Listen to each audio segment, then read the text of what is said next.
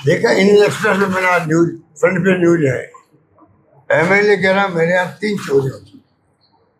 Indian express ने front page में news लगाई है उसकी। तो फ्रंट पेज में लगाने का एक मैसेज है कि एक्सप्रेस जैसा अखबार अपने फ्रंट पेज पहले न्यूज लगा है। आप समझ सकते हो कि बाकी लोगों की क्या स्थिति होती होगी प्रदेश के अंदर। कोई सुनने वाला नहीं है। इतना करप्शन हो रहा है कि चाल सही तो चेहरा इनका जो था वो तो पूरा एक्सपोज हो गया है पब्लिक निगाह के अंदर। कितनी बड़ी बड़ी बातें करते थे, चाल चरित्र चेहरा हमारा अलग है कांग्रेस से।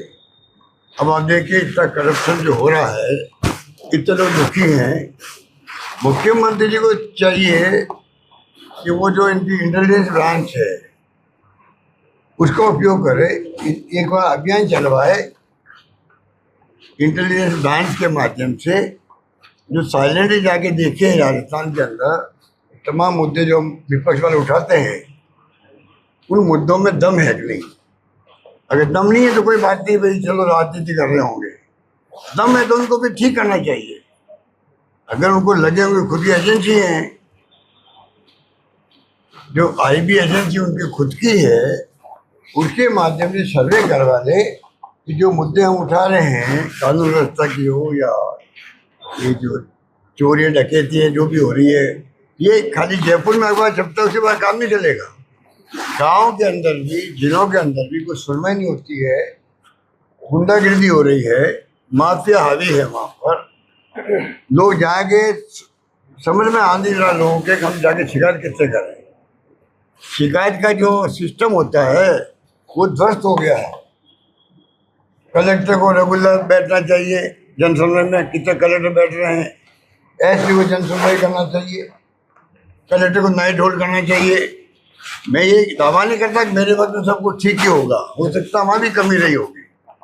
तो वो तो कमी रह रह गई। सरकार अब आपकी है, हम आपसे सवाल करेंगे भाई आपके वक्त में देखिए कितने कलेक्टर दौरे करते गाँव के, कहाँ नाइट होल्ड कर रहे हैं, कहाँ पर आपके एसपी जो है वो जनसुनवाई कर रहे हैं, और जाके कोई शिकायत कहाँ करे, थाने में करे, डीवाईएसपी को करते हैं, एसपी को करते हैं, वो सुनवाई हो रही है क्या वहाँ पर उनकी। ये तमाम इनको खुद पे इनकी आईबी जो है उनको देना चाहिए काम, कम से कम 15 दिन में आपको ला के देंगे।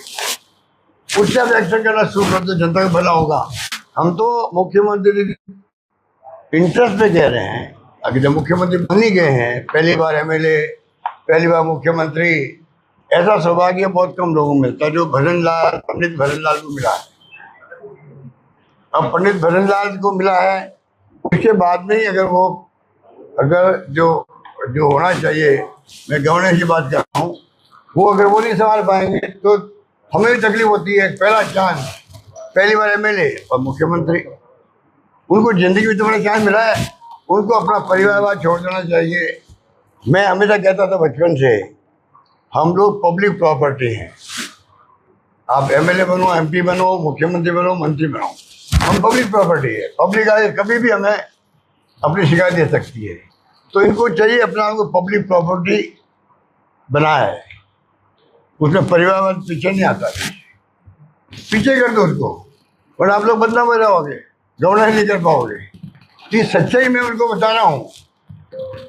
मेरी 2 बार मुलाकात उनसे हुई है, तो मेरी थोड़ी हमदर्दी भी उनके प्रति है। ह्यूमन साइकोलॉजी होती है।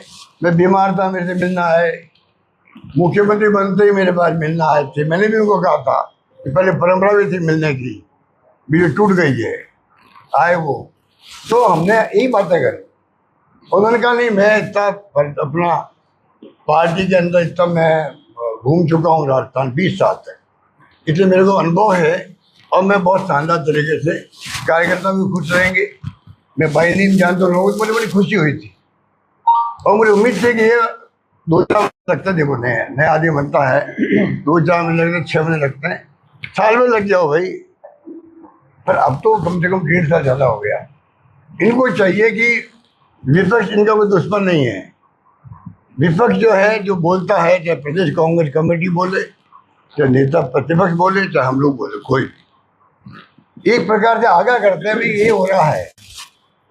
राजनीति में विपक्ष क्या करेगा, जनता की भावना वो बताएगा कि नहीं, जनता की भावनाएं बताएगा सरकार को और जनता में कहेगी आप विपक्ष में बिठा दिए गए हो, आप तो बोल नहीं रहे हो हमारी बातों को। हमारी धर्म कहता है, हमारा कर्तव्य कहता है, हम बोलेंगे। इनके मतलब उनको गंभीरता से ले हमारी बातों को, ये इनके इंटरेस्ट में भी है।